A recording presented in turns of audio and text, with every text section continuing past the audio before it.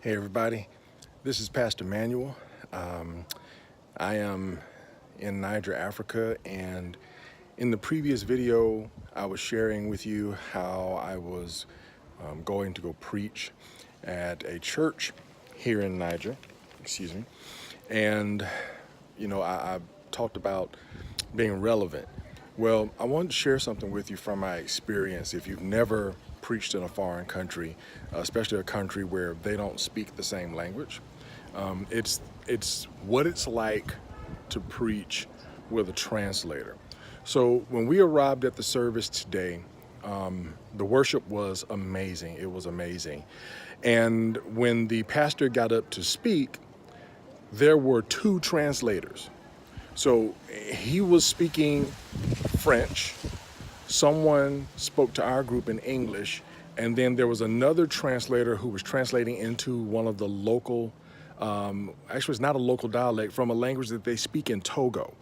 And so what happened was I watched this happen over and over during the service, and I thought to myself, okay, I knew I was going to preach with one translator. Lord have mercy, am I going to have to preach with two? I didn't know how to make that happen. But it turns out I only had to preach with one translator, and he translated what I was speaking from English to French. Here's some things, some points I would give you if you're going to travel internationally and you're going to preach and you have a translator. First of all, don't think that you're going to be able to have the same pace and the same cadence that you have when you're preaching at home. Literally, I had to take the sermon and cut it into bite-sized sentences so that when I gave a sentence, the translator could translate that one sentence. So I say the sentence, he translates the sentence while I'm listening, and then I'm also getting ready for the next sentence. So understand that when you're telling a story, it may take a while for you to be able to get to the end of the story because you're having to do it in pieces. Excuse me again. A little bit of algae. It's very dusty here. There's like literally like no grass.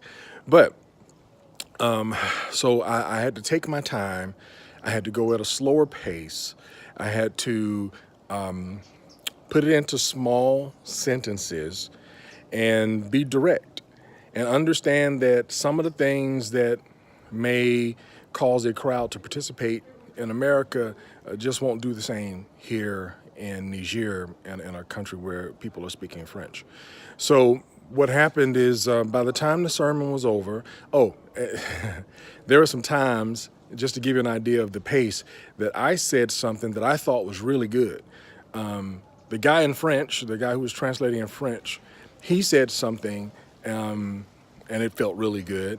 And then the pastor behind me just yells out hallelujah, and everybody in the church, they're all hallelujah as well, and I had to wait through that. I had to be patient and wait and not just move on to the next sentence or the next thing I wanted to say.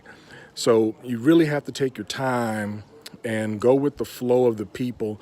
It will make the sermon feel like it takes forever, but it really isn't, because you're being translated into another language, so it takes a little time for them to get it, but it really doesn't take that long. And so what happened at the end was I sat down, but the pastor was gracious enough to take notes. And he stood up to summarize, and he began summarizing in French, and then there was another person who translated the French into the language from Togo. So basically, my sermon was delivered today in 3 different languages, but it worked out really well because as he was recapping in French, the audience got to hear the message a second time, and with a little more continuity, because he didn't have to take breaks as frequently as I did. And then those who spoke the language from Togo, they were able to experience the sermon. And he embellished. He added a few things in. We had translators, and we were listening with headsets, and he embellished a little bit and added some things that he thought would be culturally relevant. But it turned out really well, and it turned out to really be a blessing to his church. And I just want to tell you something else. I talk to pastors all the time, and I'm trying to tell them, be sure that you're praying for God to give you a message to give to the specific group of people that you're trying to communicate with. And, I've been praying about what to preach here in Niger probably since June. And I guess late November, early December, God showed me, what he wanted me to preach. And I was just praying for the people and praying that God would show me what to preach. And when I got here and I delivered the message, I found out the pastor told us that the church had been in 7 days of prayer and fasting over the last week. And they've been teaching along with the prayer and the fasting. And he said, my sermon covered everything they taught during the week. And he said, it's a miracle. It's a miracle from God.